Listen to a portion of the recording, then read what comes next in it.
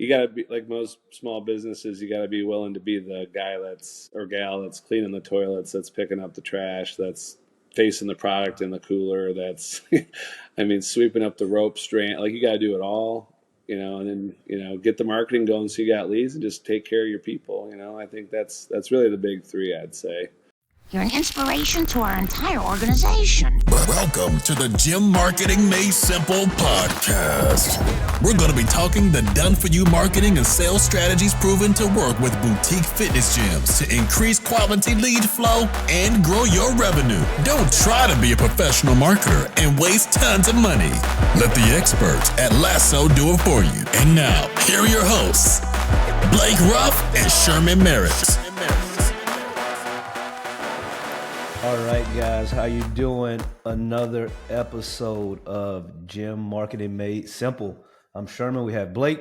Today we have a special guest, Mark Danko of CrossFit Future and Future Gymnastics. So we're going to dive into that in a second. But Mark, first of all, thank you for hanging out with us, buddy. We appreciate your time. Of course. Mark, so let's jump right into it. How long have you guys had the gym, and how has it sort of morphed? Because I think you guys have a very unique situation with the way that you guys have business set up. So let's sort of dive into that. Sure. So we started in 2011 with CrossFit at CrossFit Future. We expanded that at the end of 2012, beginning of 2013, to double our footprint at CrossFit just because there was an adjacent space. At the time of all that, I had a corporate job doing engineering for some really good companies, so I didn't have a ton of time to dedicate it to it. I used to work on the business between 3 and 5 a.m. and then go do my job. So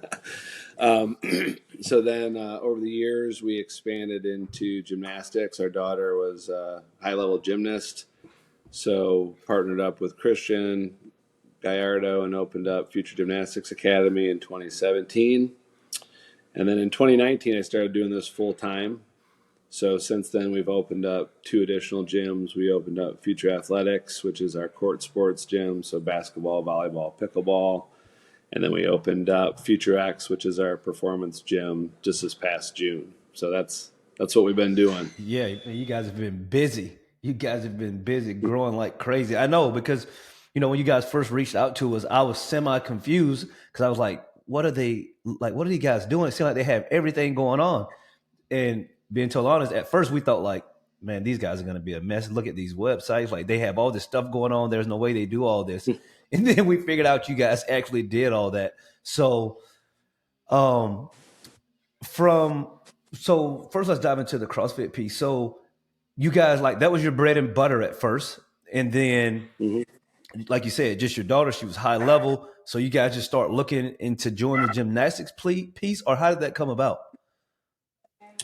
Well, there's like in most cities, there's a lot of opportunities for different gyms and such. And we were lucky where our daughter trained. They were high level technicians of the sport. So it went really well. She did a great career there, but just wanted to always, every time we would go watch her do her sport, I was always sitting there on my phone watching her practice. I'm like, man, I wish there was a CrossFit gym here so I could go work out, and watch a little bit of it.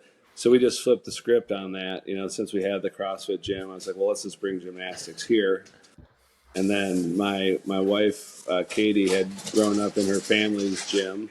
Gotcha. So she understood the backbone of how to operate a gym. And then when we brought Christian on as a high-level gold medal coach for Gabby Douglas, put them 2 together with the Future brand, and just started to drive it from there.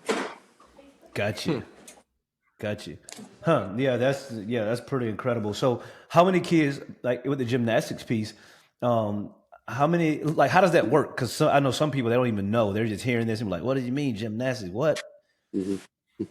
So it's traditional gymnastics, which basically starts at walking. So if your child can walk, they can do like a basic gymnastics class, and it goes all the way through elite. We've had a couple elite gymnasts, which means it's even beyond level 10, which is the high level team gymnastics, basically national team type competitions, things like that. So, I mean, pretty much just try to grow, unlike CrossFit, which is, its whole methodology is based on one set program for everybody and modify as possible. Gymnastics has a built-in progression. So you start with preschool, you go through recreation. Then if you choose to go to team, there's, 10 levels of team plus some pre-team. So it's a pretty neat progression path if you really enjoy the sport. So. And then this is something I thought about too when I was talking to you guys the first time is like the length of engagement for these kids that go in gymnastics has to be like super long if they come in super early, right? So That's right. what's kind of like and I'll have a follow-up question to this, but how long does the average gymnast, like from if they start really early, how many years do they usually stay in it? Well, I'd say I don't know the numbers, but I definitely, with working with you guys, and then obviously in the last 5 years, like the LEG and the ARM and all that is very important to have at your fingertips. Yeah. I'll say if you get in at the team level, your length of engagement is going to have a strong chance of being at least 5 to 7 years. Jeez. So, and then how much does like the average gymnast pay monthly? That's a fun question. I know it gets more. It gets more expensive as they get older, right? Sure. But like, it starts in the mid 100s, as an entry level team. But I mean, it can go, to the high fives. If you're training, numerous hours per day, numerous days per week, at the highest level. So. Yeah, so let's say, like, I mean, even if a kid stays for 6 years, even bare minimum $100, that's $7,200 just for the LTV, lifetime value of them. So here's another interesting question, because Jeff gave me some numbers the other day, and I don't remember them exactly. Since you guys started marketing for kids, because to be honest, when you guys like reached out about gymnastics, I was like, oh man, this might be a tough rodeo, right? But on the flip side of it, with somebody with young kids, especially being in the Midwest, and if for those that are listening, Mark's in Ohio, like during the wintertime, it's really hard to find stuff for your kids to get them out of the house and be active, right? So I was like, we could talk about like the fundamentals of gymnastics, but honestly, I think it's going to be parents just wanting them to go do something active and fun. And obviously they learn body awareness and all that kind of stuff like that. But how do you know how many, I mean, it's probably been 2-3 months now, how many kids that you've signed up in the last 3 months? Based on Christian and Ben, who run the front end of the interaction, in our last staff meeting, it was over 70. Jeez. So if 70 of those kids, and if they last, for those, I mean, not all are going to last for that long, right? But that's almost $500,000. Mm-hmm. Yeah. Well, that's insane. The neat thing is about gymnastics, right? Like, I mean, our hub is CrossFit just because that's our baby. It's been there the longest. Yeah. And all these expansions have been great because now we're training over 1,000 people on the campus. So there's a lot of crossover. So folks that came in as maybe a single individual have since gotten married, and now they have a family, and now their family's training at gymnastics. We've also got a swim club that's a partner with us, so that's all rolled up in all of this. But we're trying to ensure that families can train on that campus, just like that original idea of sitting in the bleacher on your phone. Yeah. But yes, to your point, like the length of engagement, the lifetime value in gymnastics has a higher ceiling because it's such a progressive sport. The only downside is you sort of got to know the numbers because recreational gymnastics is seasonal. Mm-hmm.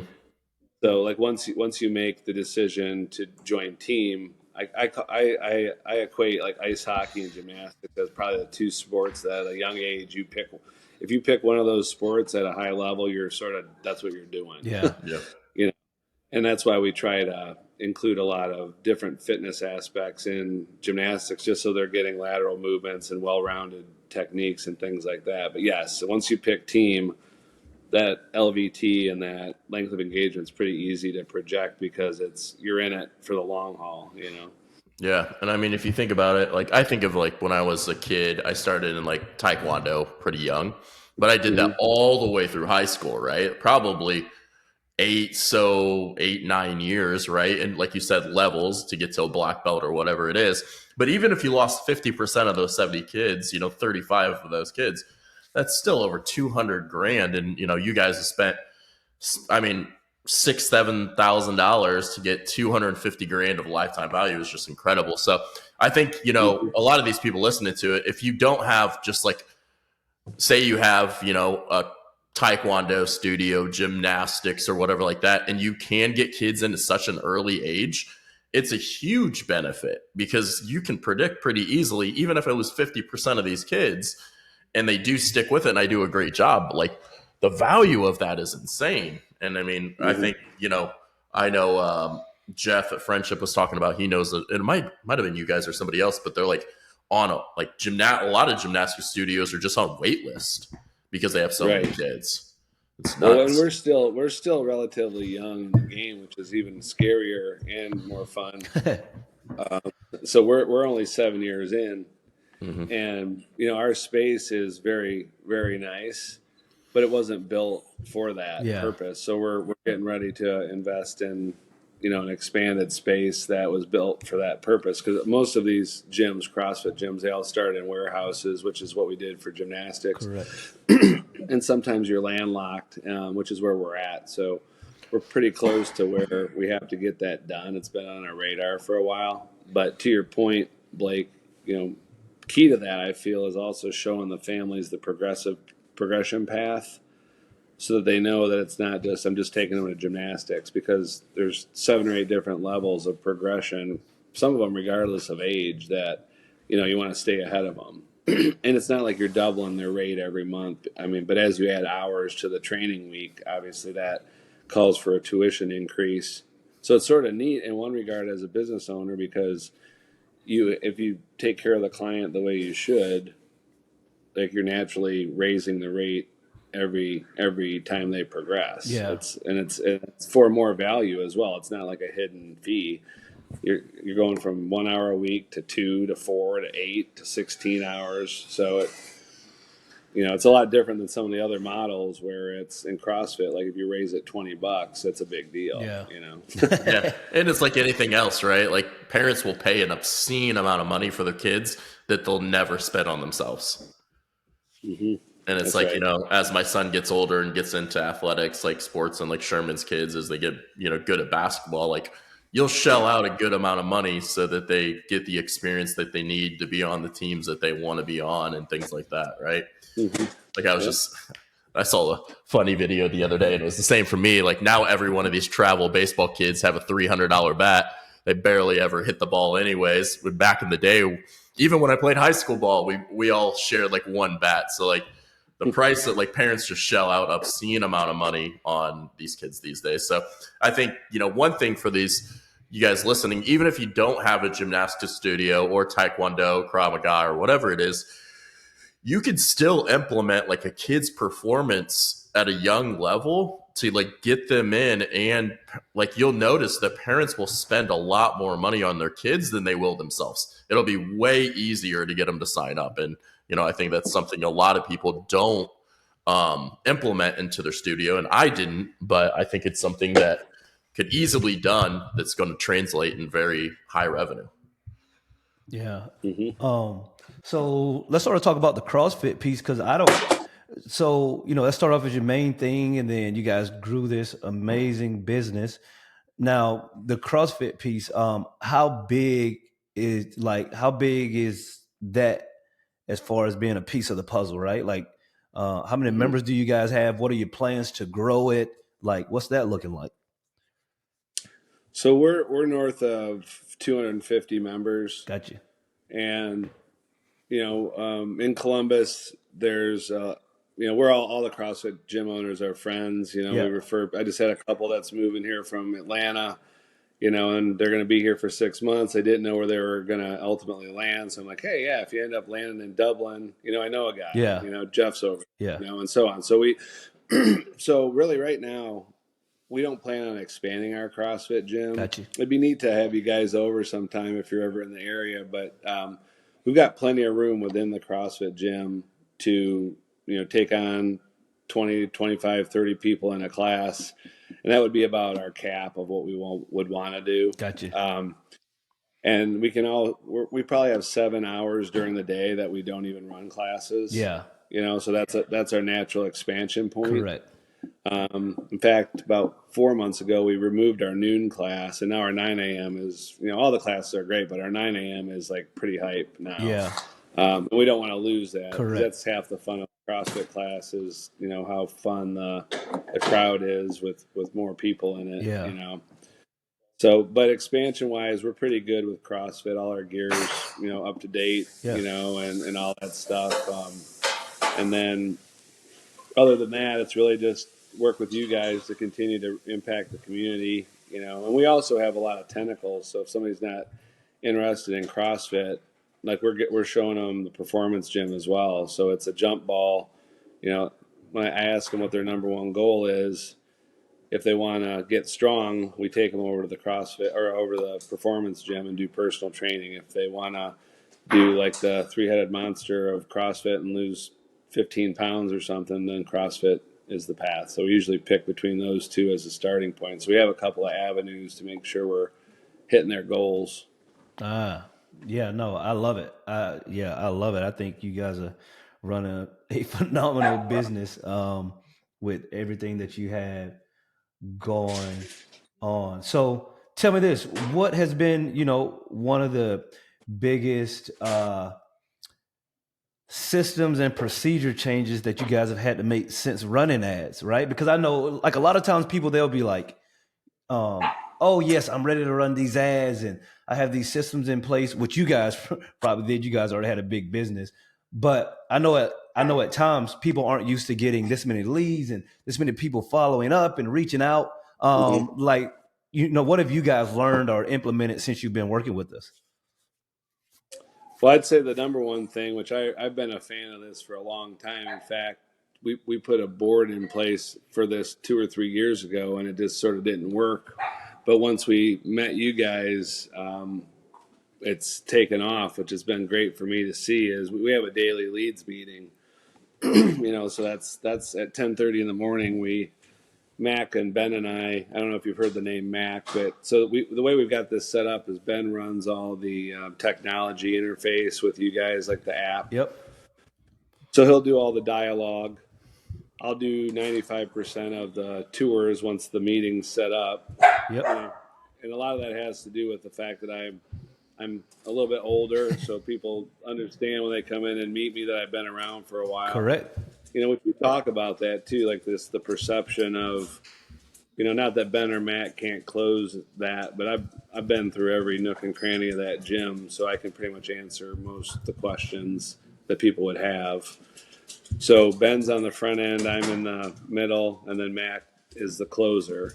So that recipe for success has been really instrumental, because once we agree on what the number one goal is and I recommend the program, Mac's sitting right there and he just signs them up. So I excuse myself. I let them talk about signing up, because then there's no second guessing of the decision. Like if you put all the pressure on one person to take the lead, give the tour, close the onboarding, it can get a little bit wiggly, because now you're developing this really tight relationship on the front end. And you know how that goes. Yeah. People are like, well, I got to think about it.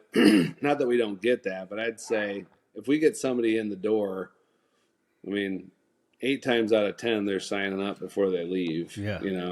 So I'd say that daily meeting, and then, the 3-pronged approach of somebody that's on the technology side, somebody that's on the boots on the ground, and a closer that's the new systems that we have. So we want to do that across the whole campus. Yeah. Now, how many square? I'm sorry to get off track, but when you say campus, that just excites me. How many square feet of space do you guys have total, just across across the campus? I should know that off the top of my head, but it's probably, let's see here, it's 3, 7, 10.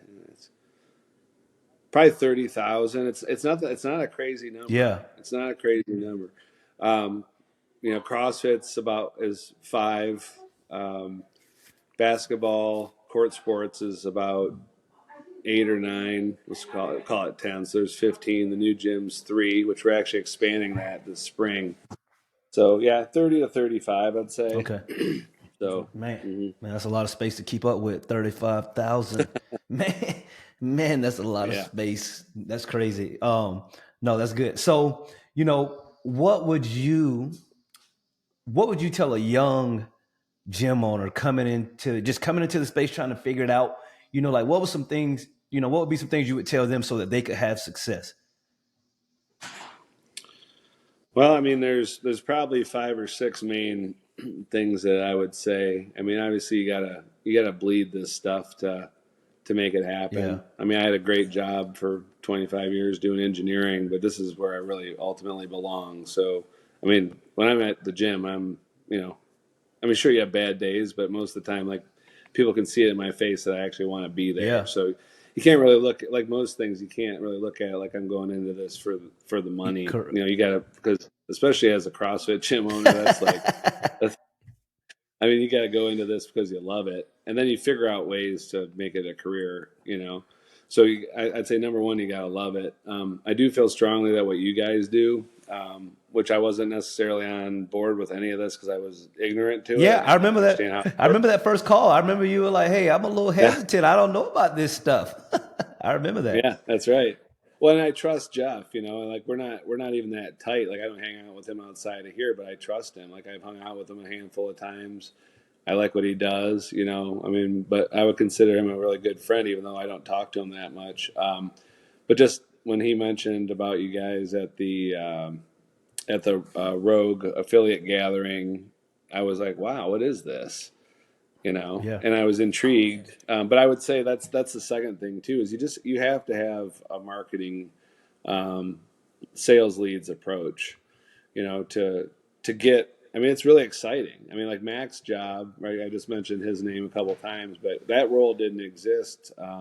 He has a nursing degree, and he wasn't really digging like the vibe of that as a career, even though it's a great career. And he came in and said, "Hey, what can I do?" I gave him this job, just created out of thin air, and made it incentive based for him. I mean, and with you guys, I mean, he's closing $3,000 of sales every 2 weeks on the average. We just did the numbers, and again, we have a lot going on there, so there's CrossFit, gymnastics, court sports. So there's a lot of pools for him. A lot of opportunity. But he's created that, and he's killing it. Like he's stoked. Like everybody just did payroll yesterday, and he's trending up like no other. And this job didn't exist 3 months ago. Yeah. So I would say the marketing piece, we've been there a long time. So like we have a lot to show, you know what I mean? Like we didn't just start before we met you guys. So we have a nice gym to show off, and we're proud of it, So that helps too, when people walk in, we're not like embarrassed to show them what we do. Like people are like, oh my gosh, like what is this place, right? So it's sort of fun to make that go. So I'd say you gotta love it. You got to be, like most small businesses, you got to be willing to be the guy or gal that's cleaning the toilets, that's picking up the trash, that's facing the product in the cooler, that's, I mean, sweeping up the rope strand. Like you got to do it all, and then, get the marketing going so you got leads, and just take care of your people. I think that's really the big 3, I'd say.